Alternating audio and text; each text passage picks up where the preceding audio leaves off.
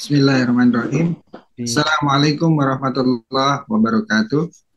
Waalaikumsalam warahmatullahi Alhamdulillah. Wassalatu wabarakatuh. wassalamu ala asrafil anbiya'i wal mursalin wa ala alihi wa ashabi ajmain. Asyhadu an la ilaha illallah wa asyhadu anna Muhammadan abduhu wa rasuluh. Allahumma sholli ala Muhammad wa ala ali Muhammad fil alamin innaka Hamidum Majid. Rabbi shrah li sadri wa yassir li amri wahlul 'uqdatam min lisani yafqahu qawli amma ba'du.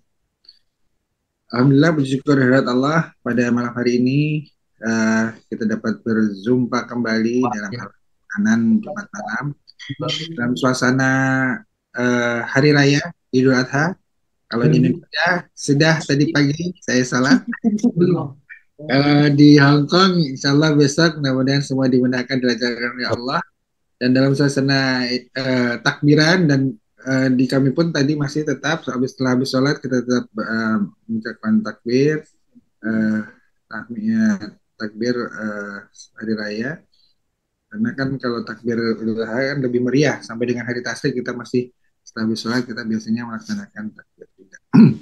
Dan di Hong Kong mulai malam ini sudah bisa melaksanakan takbir hingga nanti hari tasrik selesai. Nah, kita tetap walaupun di suasana malam takbiran, kita tetap laksanakan hal ini dan temanya pun kita angkat adalah seputar hikmah Idul Adha dari sudut pandang filosofi yang akan disampaikan nanti oleh Ustadz kita, Ustadz Hudallah, eh, sedang mendapat tugas di Dompet Duafa Hong Kong untuk dan juga insya Allah besok akan menjadi imam dan khotib sholat Idul Adha di Tung Chung ya, Ustaz ya. Betul, Alhamdulillah. Bang. Eh, baik, salam salawat. Semoga tetap tercurah untuk junjungan kita Nabi besar Muhammad Sallallahu Alaihi Wasallam, para keluarganya, sahabatnya, tabi-tabiin, umat Islam yang memperjuangkan agamanya, dan semoga kita termasuk di dalamnya. Amin, amin, ya rabbal alamin. Dan juga semoga kita mendapatkan syafaat dari beliau di yaumul akhir nanti. Amin, amin, ya rabbal alamin. Alhamdulillah, baiklah, marilah kita eh, mulai halaqah pada malam hari ini. Dan sebelum kita memulai, marilah kita buka dengan sama-sama membaca surat Al-Fatihah. Semoga keberkahan surat Al-Fatihah ini bisa memberikan keberkahan buat kita semua. Ala dinnya menentukan solihah Al-Fatihah. A'udzubillahi minasyaitonirrajim. Bismillahirrahmanirrahim. Alhamdulillahirabbil alamin. Arrahmanirrahim. Maliki yaumiddin. Iyyaka na'budu wa iyyaka nasta'in. Ihdinas syiratal mustaqim. Syiratal ladzina an'amta 'alaihim ghairil maghdubi 'alaihim waladdallin. Amin. Baik, sebagaimana biasa, kita nanti akan diberikan paparan tausiah oleh Ustadz kita sampai dengan akhir. Dan karena ini live, dua media sosial, satu menggunakan Zoom, dan satu lagi di live streaming di Dompet Duafa, di Facebook Dompet Duafa Hong Kong. Dan untuk Facebook Dompet Duafa Hong Kong, kita tidak pertanyaan silakan ditanyakan melalui chat di komentar, dan nanti kita akan insya Allah nanti admin akan menjawab pada kesempatan berikutnya. Dan sedangkan nanti kita akan stop streamingnya setelah selesai dengan paparan tausiahnya, dan nanti kami akan lanjutkan diskusinya melalui media Zoom. Baik, saya itu pengantar dari saya sebagai pembawa acara. Selanjutnya kita kepada Ustadz Hudallah LC untuk menyampaikan materinya. Udah Ustadz. Bismillahirrahmanirrahim. Alhamdulillah wassalatu wassalamu ala Rasulillah wa ala alihi wa sahbihi wa ala wa ba'du. Rahibati billah. Assalamualaikum warahmatullahi wabarakatuh. Waalaikumsalam warahmatullahi. Hari ini menjadi bukti yang sungguh luar biasa bahwa pada akhirnya kalau kita merasa bahwa kita ini kurang berguna atau kurang bermanfaat buat Tuhan atau mungkin belum dipilih itu karena bisa jadi kita salah tempat. Nah, ketika merasa salah tempat atau terlihat bahwa kita ini kurang begitu bermanfaat, maka mau nggak mau, langkah pertama yang mesti kita lakukan adalah mencari dengan berdoa kepada Allah SWT. Makanya satu di antara doa yang Allah ajarkan dalam Al-Quran itu adalah Rabbi anzilni munzalan mubarakah wa anta khairul munzilin. Ya Allah, tempatkanlah aku pada tempat yang penuh berkah. Nah, malam ini jadi bukti kebenaran ayat itu buat saya pribadi. Ya, saya pagi, siang, sore, malam hingga hari ini, bahkan sebelum Zoom ini dibuka, saya dengan Ustadz Badrus Salim itu 1,5 jam bertakbir berdua. Informasi yang saya dapat bahwa PMI laki-laki di Hong Kong ini eh, kurang lebih 1.000. Sementara em, yang perempuan itu hampir 200.000. Kalau ditambah dengan yang di Makau, ya. Jadi satu banding berapa itu? Jadi satu berbanding tak berbanding itu. Sementara kiamat itu Rasul gambarkan bahwa la taqumu as-sa'atu hatta takuna khamsina adhaf. Eh, Kiamat itu tidak akan pernah terjadi sampai posisi kalian itu atau posisi perempuan itu 50 banding satu. Jadi kalau ada satu laki-laki akan kiamat nanti kalau sudah ada 50 orang yang mendampingi atau menjadi partner gitu. Di Hong Kong yang laki 1.000, yang perempuan ya beribu-ribu gitu, hampir 200.000. Nah, jadi betul-betul kiamat untuk laki-laki di Hong Kong nih ternyata buat saya. Nah, saya tadi kebetulan di kantor Ustadz Fajar, kebetulan beliau ada acara di salah satu toko yang berperan besar dalam perjuangan Muslim Indonesia di Hong Kong. Eh, Pak Haji Ghazali juga sama. Maksud saya adalah betapa bukti tentang kebenaran risalah Allah Subhanahu wa Ta'ala, tentang kebenaran sabda Rasulullah SAW yang itu di backup oleh sunnah atau oleh hadis, dan itu juga merupakan wujud nyata dari wahyu Allah Subhanahu wa Ta'ala itu. Kalau kalau belum ketabrak itu, kalau belum ada bukti, kalau belum terlihat fisik, memang eh, kita kayaknya biasa aja. Itu wajar. Itu pernah dilakukan oleh Bani Israel, kata mengatakan, Arinallaha jaharatan. Mana sih Allahnya itu? Perlihatkan kepada kami, tunjukkan Allah itu kayak apa gitu. Dan saya sudah mengalaminya. Ampun, ampun, ampun. Saya percaya sama Allah sekarang. Ya, saya percaya sama Allah. Saya yakin sama Rasulullah. Saya hakul yakin dengan semua risalah yang beliau bawa. Hari ini jadi jadi saksi sejarah buat diri pribadi sendiri, karena satu di antara wejangan dosen saya sebelum saya lulus gitu.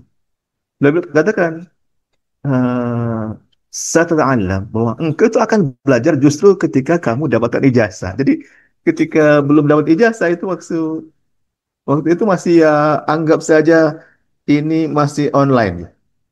Jadi belum belajar sesungguhnya. Dan saya betul-betul apa yang beliau jabarkan, apa yang beliau sampaikan itu justru saya dapatkan hari ini gitu. Betul.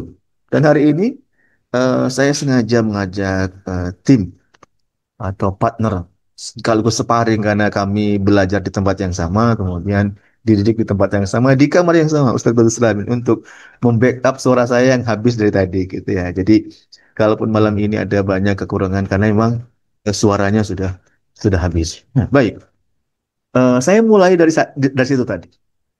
Karena ini yang dilakukan oleh Ibrahim alaihissalam ketika ketika mempertanyakan bagaimana kuasa Allah Subhanahu wa taala.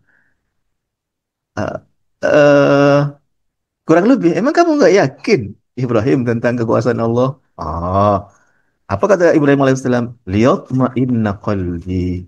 Karena hati ini juga kadang kadang butuh bukti. Saya mulai tadi dengan kondisi fisik saya. ternyata Hong Kong ini terlalu luas kalau kita kafling sendiri. Ya, baru saya sadar bahwa dakwah ini butuh banyak orang. Bahwa geliat tarbiyah di Hong Kong ini, geliat apapun yang sifatnya menuju Allah Subhanahu wa taala di Hong Kong ini akan sangat besar tantangannya, akan berat efeknya kalau kita one man show. Ibrahim sama, sudah dikasih banyak hal.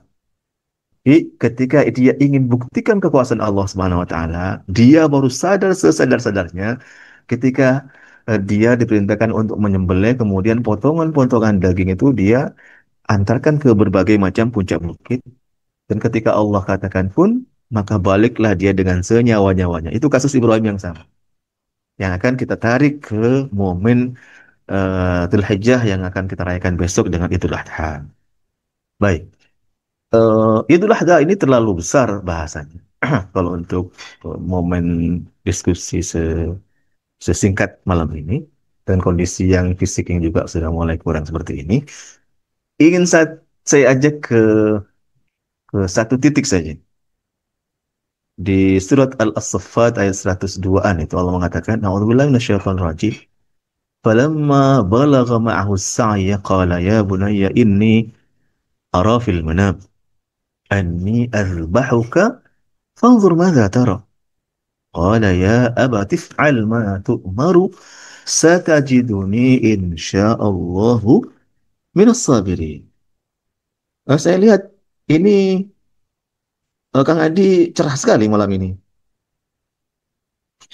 Sudah top up berarti, Bang Fajar? Dong, cerah dong, selalu cerah. Insya Allah. Alhamdulillah, alhamdulillah. Ya sudah melakukan tugasnya sementara dai masih di medan laga ya begitu. Baik, orang itu Kang Adi dan juga kakak-kakak yang lain itu biasanya diuji di sudut-sudut, di titik-titik di mana dia lemah. Ibrahim alaihissalam ini hampir di posisi akim, hampir di posisi sudah hopeless, tidak bisa punya keturunan.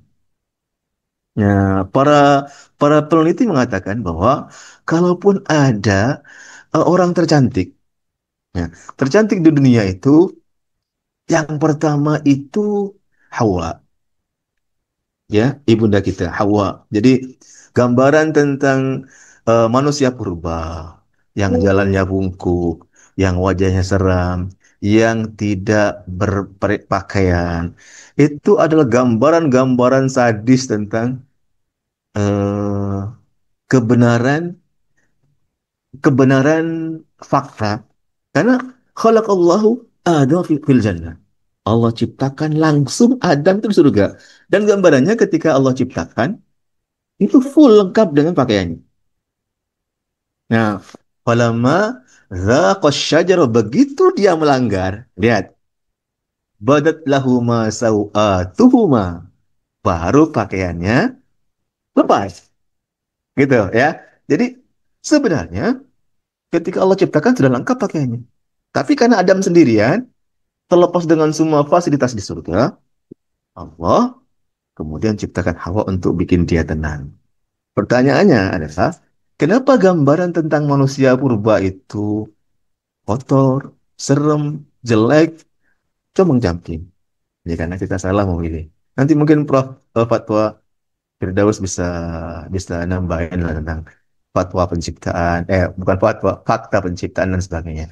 Yang ingin saya katakan adalah, eh orang tercantik nih, kalau diukur dengan model-model Hong Kong saat ini, itu masuk KW-KW sudah. Model-model Hong Kong papan atas itu.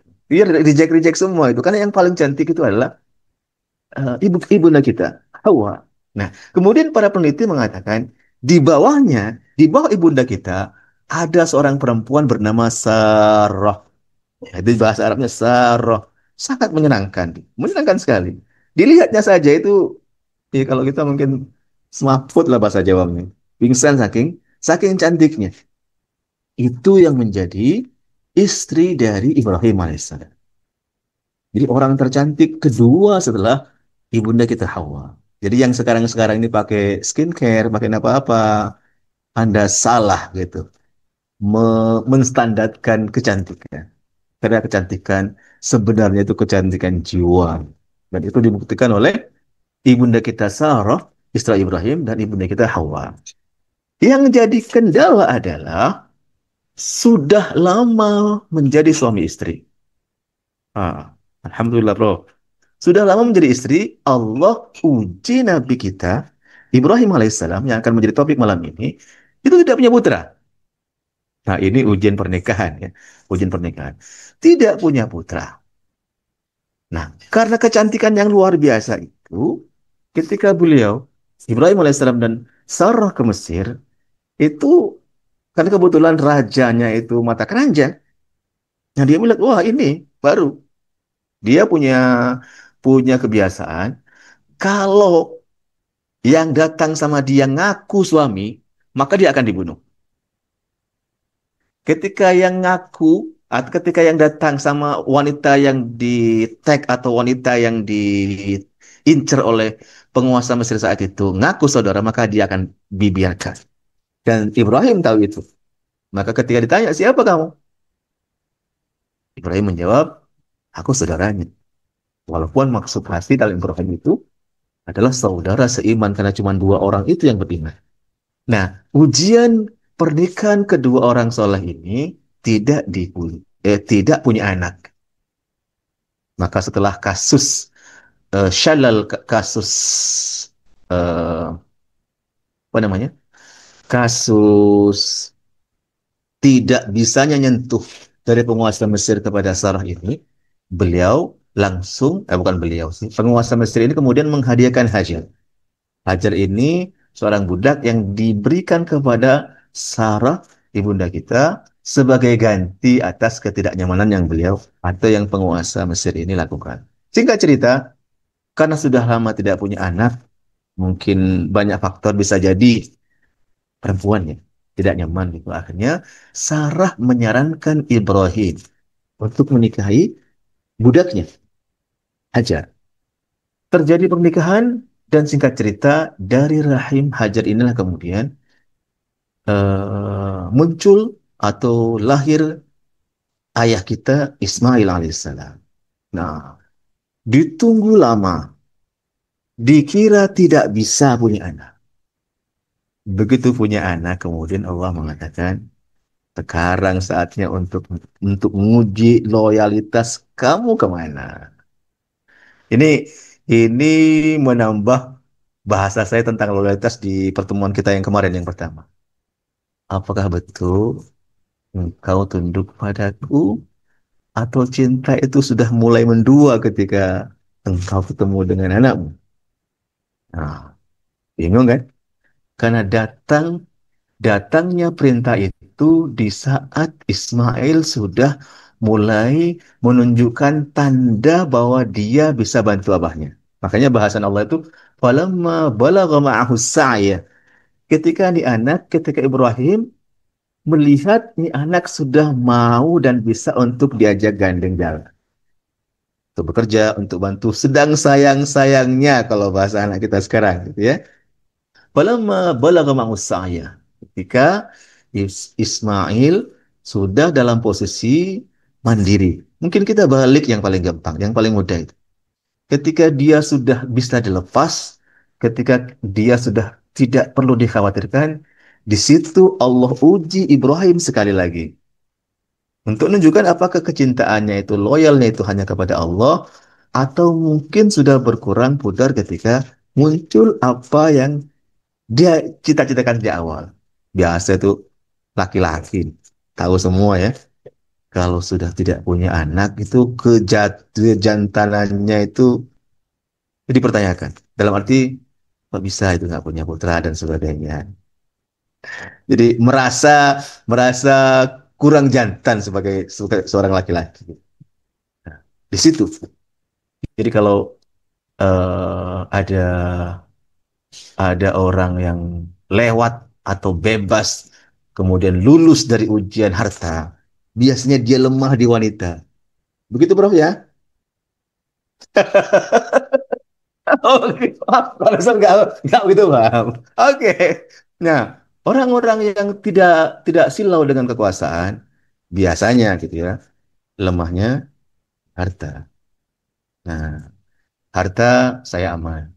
Kekuasaan, kekuasaan saya nggak begitu. Tapi ketika Hong Kong, dahsyat, dahsyat, ampun Hong Kong, ampun, ampun. Saya nggak boleh sering-sering keluar. Bahaya, Pak Adi. Bahaya sekali. Saya harus sering-sering didampingi. Bidadarinya luar biasa sekali, luar biasa. Terus sering keluar biar Sering keluar, bahaya, bahaya, bahaya, bahaya, bahaya. Saya, saya ampun, saya sadari kelemahan saya di situ, gitu ya. Jadi ketika orang tahu kelemahannya, biasanya dia banyak-banyak harus introspeksi diri, harus banyak-banyak bertameng gitu, harus banyak pakai shield supaya nggak jatuh. Karena memang pesona dari bidadari Hong Kong ini kalau nggak kuat-kuat gitu, kalau nggak banyak istighfar, itu bisa jatuh sejatuh-jatuhnya dan jatuh pasaran ustadz gitu ya. Ustadz atau dai itu bisa nggak berharga di tangan para bidadari. Baik, Ibrahim alaihissalam nggak punya anak. Maka cara paling jitu untuk tahu apakah Ibrahim masih loyal apa tidak dari titik lemahnya. Dari anak. Falamma balagha ya qala ya bunayya inni ara fil manam. Enggak langsung potong Pak Adi. Enggak dia. Beliau masih ajak diskusi. Nah, itu ayah hebat. Jadi enggak mentang-mentang jadi ayah gitu ya. Aku ayahmu nak. Aku yang biayain, aku yang besarin, aku yang nafkahin, kamu harus ikut. Ya, cara terbaik untuk menduplikasikan eh, ketauhidan itu dengan diskusi. Nah, ya Bunaya, ya Buni, eh, Ana punya punya pengalaman luar biasa, punya dosen dulu dari Khurtum ya. Khurtum itu dari apa sekarang? Sudan. Beliau ngajar eh, semantik sama sama logika sebelum masuk ke usul fikih. Nah, ini ilmu yang nggak masuk di saya, karena saya bukan bukan basic pesantren. Saya ini anak jalanan loh, Adi. Jadi rencana besar Bang Profesor Fatwa untuk menjadi seorang hafiz Quran dan anak-anaknya sekeluarga itu bukan jalan terjal sebenarnya. Ada yang sama gitu. Saya bukan dari pesantren. Sehingga ketika dijejali dengan ilmu yang bukan bidang saya, ilmu ilmu mantik tuh. Ilmu mantik sebelum itu semacam pembukaan sebelum masuk ke ilmu usul fikih. Nggak mudeng saya atau nggak nyambung. Tapi begitu dosen ini bilang ke saya, ya Buni, kalau bahasa gitu tuh, nah, kayak orang Jawa gitu. Nah, ujang, apa lagi? Dibegitu kan sama dosen, semangat saya langsung meledak gitu. Meledak dengan luar biasa, sehingga akhirnya nggak jelek-jelek amat lah nilai kita dan akhirnya bisa seperti ini sekarang. Bisa mampu memahami bidang itu walaupun tidak jago. Bahasa yang dipakai oleh Ibrahim alaihissalam adalah, ya Bunai ya. Nah, gitu. Dialognya sadis. Ini arafil manam. Aku, aku mimpi sayang. Aku mimpi. Dan ini bahaya untuk kaum-kaum yang dekat dengan kewalian. Ini golongannya Ustadz Badrus nanti. Dan Ustadz Badrus ini wali juga kayaknya. Ya. Karena wali ku- murid. betul, betul, betul, wali santri gitu ya. Kewalian itu kalau dalam dalam terminologi Ibrahim itu enggak sekali. Jadi jangan asal mimpi maksud saya. Gambaran tentang mimpi Ibrahim menyembelih itu kafalakis subah. Dia sangat terang, dia sangat detail dan dia berulang. Nah ini bisa jadi acuan buat besok. Jadi kalau Kang Adi mimpi nikah lagi, jangan langsung aksi Bang Adi gitu ya. Ya, di ini dulu. Kalau mimpi itu berlangsung sampai sebulan, berulang-ulang, sangat jelas siapa orangnya, di mana posisinya, berapa maharnya, siapa mertuanya, dan itu berulang-ulang dan sangat jelas. Aksi. Oh, tidak boleh. Berarti masuk istri. Ikatan suami takut istri, Bang Adi. Allahu Akbar, gitu ya.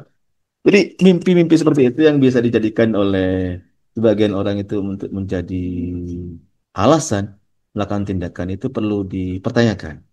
Kalau dalam kasus Ibrahim ini, beliau mimpinya nggak sekali dan mimpinya sangat jelas. Jadi kalau ada sesuatu yang kita inginkan kemudian itu muncul dalam mimpi itu biasanya karena emosi, karena kita bukan para nabi. Biasanya kalaupun ada ke ulama ya adalah dikit-dikit, tapi tidak sehebat para nabi. Kalau para nabi itu gambaran mimpinya itu kafalakis sobah, kayak semburat matahari di pagi hari itu sangat-sangat jelas. Dan sekali lagi berulang, nggak cuma mimpi sekali langsung eksekusi deh. Aku mimpi nak anni azbahuka. Kemudian fanzur madza taro. Kalau menurut kamu gimana nak? Nah, para ulama mengatakan ini bukan berarti kemudian Ibrahim mempertanyakan pendapat anaknya akan kasus itu. Ya, Ibrahim sangat tahu. Kata ulama dalam kitab tafsir, Ibrahim sampai mempertanyakan pendapat anaknya itu untuk tahu posisi anak sudah sampai di mana didikan ibunya. Gitu. Jadi ini memang kolaborasi, Bang Adi. Gak bisa kesolehan seorang pejuang, petarung, kemudian calon pemimpin umat itu cuma satu sisi. Maka saya bilang ke Profesor Fatwa di pertemuan kita yang pertama, kan punya anak tuh Profesor. Mulai sekarang doa tuh, Bro. Hadap kiblat gitu ya. Ya Allah gitu. Jadikan putra-putri saya, jadikan anak keturunan saya adalah pembela, pemandu atau pemikul panji-panji eh, Muhammad bin Abdullah Al-Mahdi, kira-kira gitu. Yang akan betul yang ditunggu-tunggu. Kalau tukang cukur di Bandung aku Al-Mahdi kan nggak keren gitu kan. eh atau Al-Mahdi palsu kan kebanyakan gitu. Nggak sholat, nggak bisa baca Quran, nggak sekolah, tiba-tiba ngaku menjadi Al-Mahdi. Artinya Al-Mahdi itu nggak muncul tiba-tiba gitu. Dia melalui proses. Dan ini di diiklankan lah mungkin atau dikasih kode oleh Ibrahim bahwa beliau bertanya kepada anaknya untuk tentang proses penyembelihan yang beliau lihat dalam mimpi itu bukan untuk meminta pendapat anaknya, bukan. Tapi untuk tahu sampai di mana didikan ibunya. Jadi, Mas Artarto, udah punya istri ya? Belum? Duh. Baik, baik. Sudah, Oh, sudah. oh, sudah. Jadi, kalaupun nanti kita seperti ini, gitu ya, dan berharap ada perubahan. Dua kali Pak, Pak Oh, Ustadz. siap, siap, siap. Ada perubahan kasta, itu tidak bisa sehari dua hari. Ibrahim mengkodekannya ke kita bahwa ketika beliau bertanya, gimana nak? Itu gimana bukan bertanya dan kemudian ingin nanti jawaban dan tindakan sesuai dengan jawaban anaknya, bukan. Ini kata pada tafsir, tapi untuk ngaku sampai di mana didikan ibunya tentang ketauhidannya, tentang kepasrahannya, tentang keyakinannya sama takdir dan perintah Allah Subhanahu wa taala. Saya lanjut dulu. Anzur madza tara. Jadi sekali lagi, semuanya episode panjang. Tidak ada cerita langsung tiba-tiba berani untuk nyembelih, tidak, tidak, tidak. Lihat, Rasulullah SAW itu dalam berbagai kesempatan mengatakan bahwa ana ibnu Zabihain. Aku ini kalau diurus, punya DNA, punya silsilah, punya darah dari dua orang yang disembelih. Ya, darah Ismail dan darah abahnya. Karena abahnya itu juga korban. Itu bahasa saya. Terlepas itu skenario Allah ya.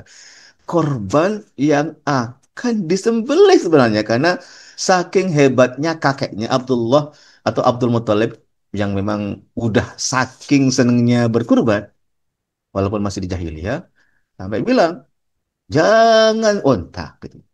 Jangan kebo atau jangan sapi. Anak tak korbanin ya, anak tak korbanin untuk buktikan loyalitas saya sama Allah Subhanahu wa taala. Gitu. Dan betul, yang beliau jadikan waktu itu kan memang suka mengundi ya kebiasaan orang jahiliyah itu. diundi laki, diundi laki gitu. Jadi kan nazarnya itu kalau laki langsung sembelih. Oh bingung deh. Dan ketika lahir laki betul, laki betul. Baru kemudian muncul tawaran dari para orang bijak di sana itu, janganlah ganti, diundi di siapa dulu, berapa kira-kira yang muncul untuk mengganti nazar beliau menyembelih anak. Makanya pantas kalau Rasulullah mengatakan beliau adalah anak dari orang korban penyembelihan yang nggak jadi. Satu kasus abahnya, dua kasus Ismail alaihissalam. Saya ingin akhiri sebelum membuka diskusi ini. Allah bilang, "Anni azbahuka fanzur madza tara." Qala ya abati. Itu sama. Karena bapaknya didiknya bagus, anaknya jadi bagus. Jadi jangan harap anaknya hafal Quran. Jangan. Kalau bapaknya nyentuh aja kagak, gitu ya. Saya ulang, jangan pernah bermimpi anaknya hafal Quran.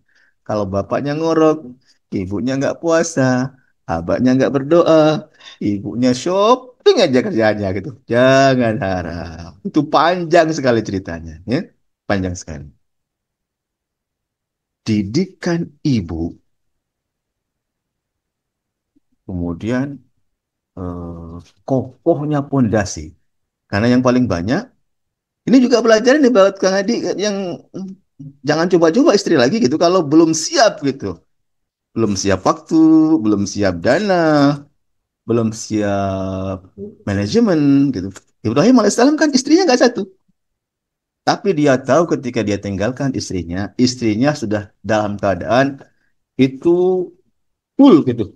Saya lihat di Hong Kong sudah 5G, kan ya? 5G ya. Di Indonesia masih 3G kan, kadang gitu. Karena dia lihat si istrinya udah bisa ditinggalkan, dilepas tuh pendidikan anaknya. Hasilnya terlihat. Ya abati. Apa? Nah, abati itu dari situ. Kalau orang Sunda kan bilang kan abah yang ya. Orang Sunda kan bilang apa? Abah. Nah, kalau anak sudah sampai di situ berarti didikan orang tuanya keren. Dan Ibrahim tidak salah ya ketika meninggalkan istri dan anaknya karena sudah tahu kapasitas istrinya.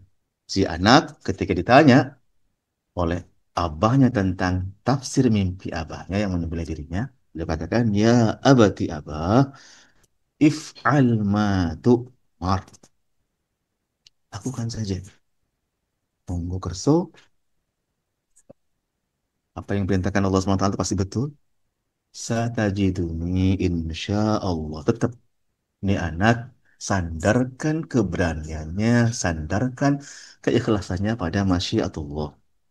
Pada eh, kehebatan, pada kekuasaan, pada backup Allah Subhanahu wa taala bahwa dia bisa sabar, dia bisa nerima, bahwa dia bisa yakin atas kehendak Allah Subhanahu wa taala.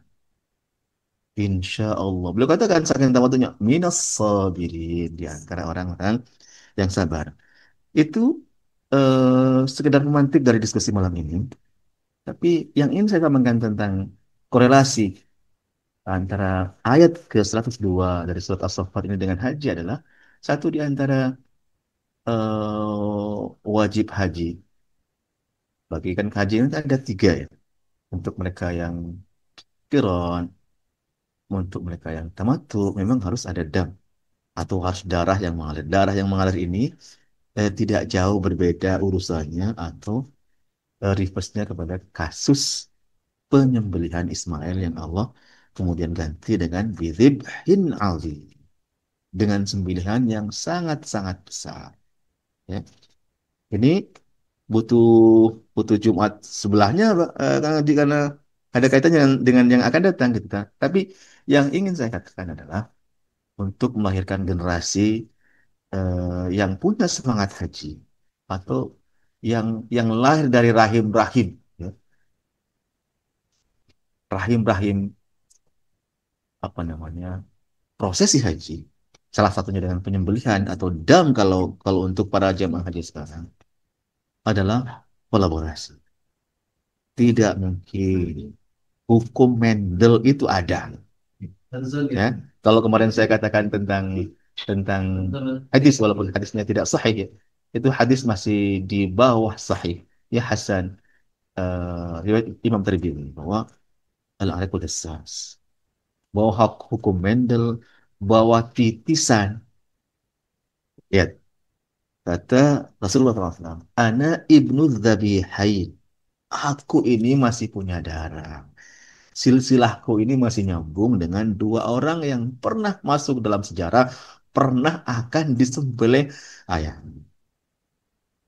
Ya, mudah-mudahan pemantik dari dari saya dari ayat ini, dari kasus tidak mampunya kami untuk lebih banyak karena orang yang terlalu sedikit di Hong Kong membuat diskusi kita makin hangat dan ingin saya sampaikan ini kualitas, ini realitas, ini kondisi sebenarnya tentang dakwah di Hong Kong.